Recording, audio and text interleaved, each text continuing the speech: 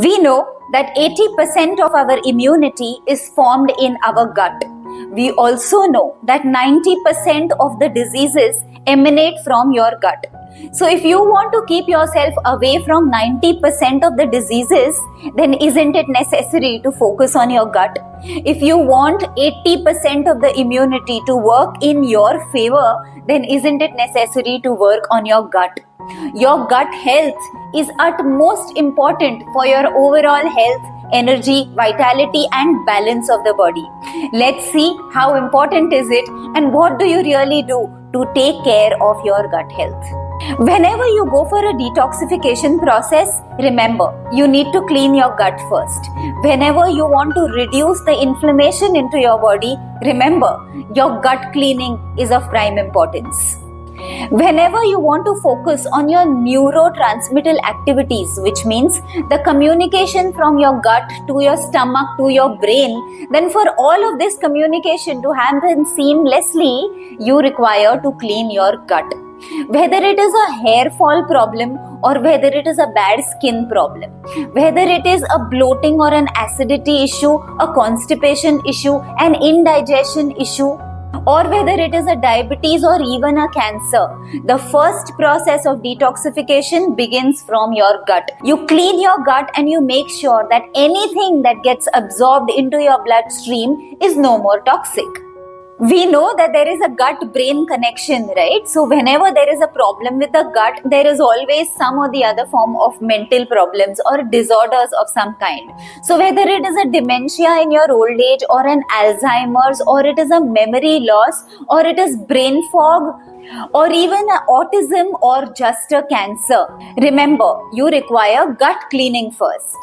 Because no matter how much you run for a superfood or you run for a rigorous form of exercise or you may run for those fads and those trends as far as the dieting world is concerned, nothing will work for you if your gut is not clean. Your cellular health requires to be in balance, and when there is an imbalance in your cellular health, that's when you start seeing a lot of problems when it comes to your hair health. Hair not being right, dandruff issues, hair falling, split ends, or sometimes just premature whitening, premature graying of hair. It could even be your skin related problems. Anything from an eczema to a psoriasis or just a pimple on the face or any form of pigmentation on your skin. If the gut is not right, no matter how much you try, but your weight control will always be a question. If you want to increase weight, you will not be able to. If you want to decrease weight, you will not be able to. Your gut is very, very important to set the tone right. Whether it is a cardiovascular problem related to your heart or whether it is a diabetes or even something like an inflammatory condition like an arthritis, requires you to work on your gut first. Let's understand the science behind how this typically works.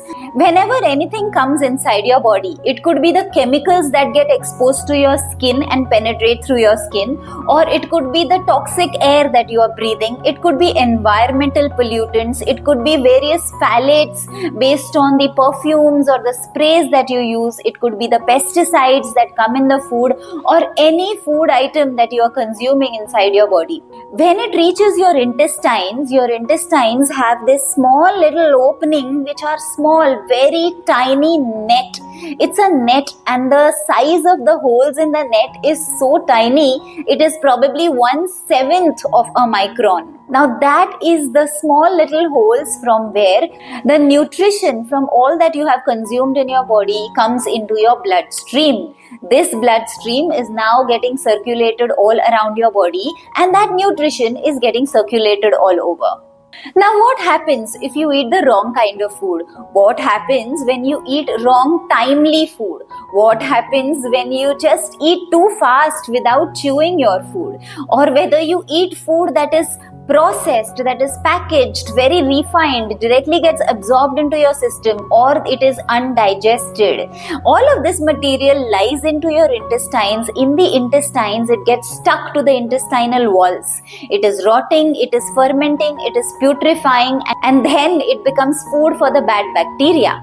Your bad bacteria increase, your good bacteria decrease, and this is a classic case of dysbiosis. I mention it almost in every video of mine.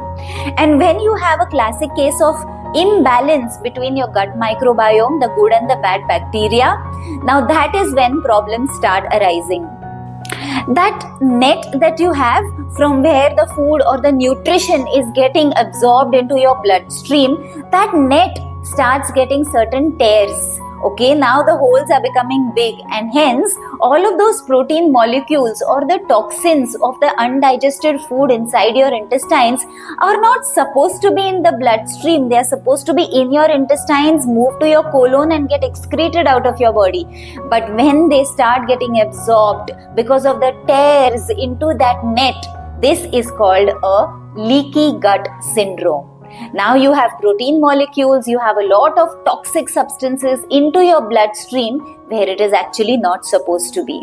And when all of these toxic substances are inside your bloodstream, it is circulating all around your body. And wherever it chooses to sit is the organ that gets affected because of the toxicity, and then diseases start cropping up. And hence, do not eat the wrong food. Do not eat at the wrong time. Do not eat too fast. Do not consume anything without chewing it well. Make sure that it is chewed well. It is made very, very mushy before it is actually swallowed inside your body. Because the digestion begins in your mouth. It is the saliva that has a role to play.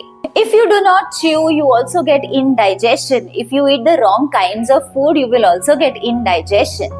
This net can also get tears because of the non-steroidal anti-inflammatory drugs, which is called NSAIDs. Now, these are also responsible, if taken in excess, for the kind of gut issues that people are facing nowadays. If you have a very heavy reliance on antibiotics, then too many antibiotics also disrupt the gut microbiome. If you have had too many birth control pills, or too much of sugar, or too much of processed food, packaged food, refined food, then all of this is actually going inside your body, creating inflammatory conditions in your gut. And you have no idea how one small little thing that you ate a couple of days ago can be a cause for many diseases in the future. If you really want to check your gut health, try and look at the color of your tongue.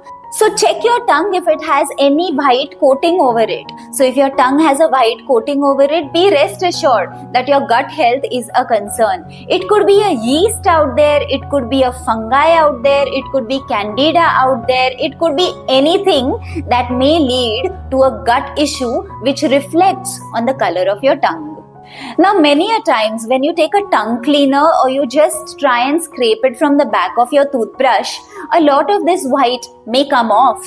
But in spite of scraping a little bit, do you still see that white little particles or that white coating on your tongue? Then be rest assured the gut needs help. We have heard of the gut-brain connection. So whenever there is a gut issue, it definitely could lead to some or the other brain issue as well. The most common being depression. Whenever somebody goes into depression, they go to a therapist or a doctor, and the doctor gives them antidepressants. What do antidepressants do? Antidepressants create serotonin into your body. Serotonin is what keeps you happy. It is the happy hormone. So temporarily, when you are taking those medicines, it creates serotonin, you feel a high, and as soon as the effect of the medicines go away, you are back to the depression that you were in. Also, when you make your body very dependent on these antidepressants, when you make your body dependent on that external serotonin that you are taking, then your body's natural ability to produce serotonin from itself gets compromised. I'm not saying don't take medicines. I don't say that you should not take drugs. However, when it is necessary, please go for it. Your doctors know it best. However, only to rely on them without going natural, only to rely on them without making any lifestyle changes, that's not the best thing to do. And only relying on medicines without taking care of your gut is absolutely no wisdom. Because there is a cause and effect. There is always a cause to everything that happens into your body. And if you do not address the root cause, what's the point of just addressing the symptoms? Because those symptoms can always come back when the root cause is not addressed in its first place. Medicines are necessary sometimes, but what is wrong is to take medicines as candies. Today, you've got a headache, you take a pill. You've got a little bit of a problem with your acidity, you take an antacid. You've got a little pain, you take a paracetamol. We actually not just take it ourselves, but we also distribute in the family and the friends saying, hey, take this, you will feel better. Take this, you will feel better. They are no candy. They are no candies. They have a role to play and there is science behind how they work. It has to be taken with utmost wisdom, with utmost intelligence. Antibiotics for a sustained period of time or frequent use of antibiotics is known to disrupt your gut microbiome. And once your gut microbiome is disrupted, majority of the problems start there. So antibiotics may also reduce your B vitamins. It may also reduce your B12. It may also reduce your probiotics. And hence continuing antibiotics for a long period of time without addressing your B vitamins, without addressing the probiotics which your body requires every day, that's absolutely no wisdom. So each time you have a flatulence issue or you have farting, burping, belching or any form of bloating, all of this is an indication that the gut is very, very unclean. You need to clean it first. Also, when you take a lot of drugs and medicines over a period of time, then they definitely leave a residue. They may have a side effect. And for all of those side effects, it's necessary to focus on your lifestyle and your nutrition to ensure that the damage because of these drugs which you had to take for some or the other reason are reduced to a large extent. So what are those simple things that you can do to be able to take care of your gut? Of course, when you go to a nature cure center, they can help you cleanse your gut through the process of colon hydrotherapies, or they can help you cleanse your gut with the help of enemas. However, that is depending on the condition that an individual is. If you are at home and you want to cleanse your gut, then here are a few steps that can help you. Number 1. Stop the intake of the toxicity in your body. So if you have a choice between choosing a refined product or a natural food item, go for the natural item. If you have a choice of how much you are consuming, whether you are eating well, chewing well, then you must go for the right options. You have a choice whether to expose yourself to the chemicals or not expose yourself to the chemicals. It can be in the form of your perfumes, fragrances, chemicals, cosmetics, and anything else. It could even be your laundry detergents. It could even be too many chemical exposure in the form of the cleaning products into your house. Reduce any form of toxicity. Of course, you don't have too much of a control on environmental pollutants like going and taking the fresh air or sometimes just consuming polluted air because you are traveling in a place like that. Understood. But there are certain elements that are in your control. You must try to find them.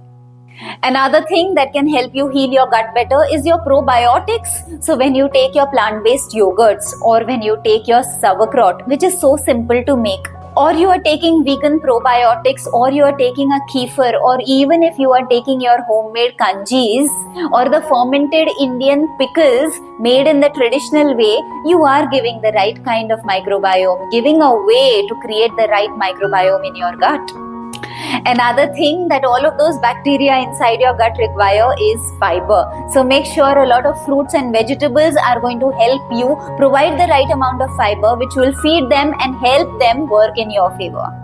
Temperance and moderation is extremely important. So one fine day I land up into a party and I have to eat out. I should control how much I eat and what I choose from the buffet of items that I have. This is basic intelligence, and sometimes common sense is required to be implemented, at least for taking care of your own self. Reduce stimulants such as tea, coffee, aerated drinks, or any other stimulants. It could even be alcohol, it could even be smoking. Now, what does tea and coffee or any of these stimulants do to you? Just as you take a glass of water and soak in a bread into it, the bread kind of, soaks in all of that water within itself. that is what tea and coffee has the potential to do into your body. It goes into your body and soaks in all of that stomach acid or hydrochloric acid that you have for your system. Now, this hydrochloric acid can actually save you from pathogens, save you from bacteria. It can kill those harmful pathogens, and it can help you digest protein better. It just keeps your gut in a healthy condition. But when that hydrochloric acid is sucked up because of the wrong food items that you consume, it's not a very healthy sign to be in. And hence, reducing your tea and your caffeine and your aerated drinks and any form of stimulants is extremely important, much more than what we imagine.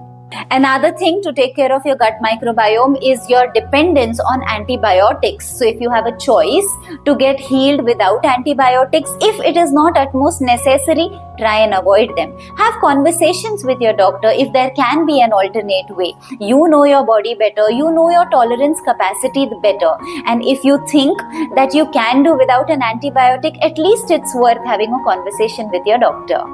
Whenever there is a gut problem or any form of stomach illness, it's important to have some form of fasting into your routine. All our ancestors and the ancestral wisdom tells us that for religious reasons we could keep fasting. But fasting is not required only for religious reasons. Did you know that your fasting is actually required to give a break for your gut from the digestion process? Your body can do only one thing at a time, digestion or detoxification.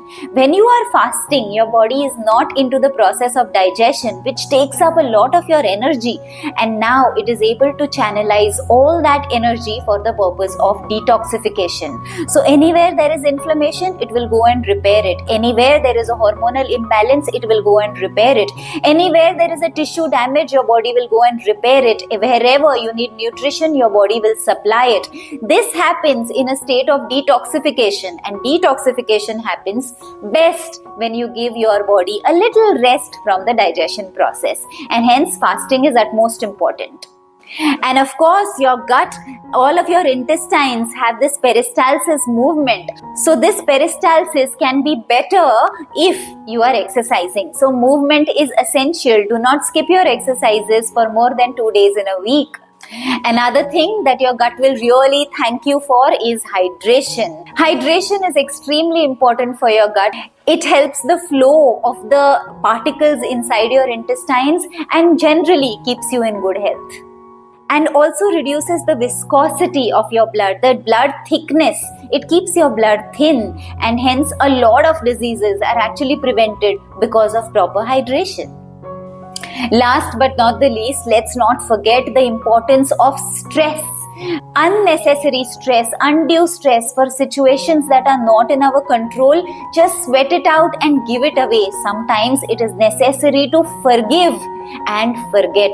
If you can't forget, at least forgive. Not for somebody who gave you the trouble, but at least for your own body, your own senses, for your own well-being.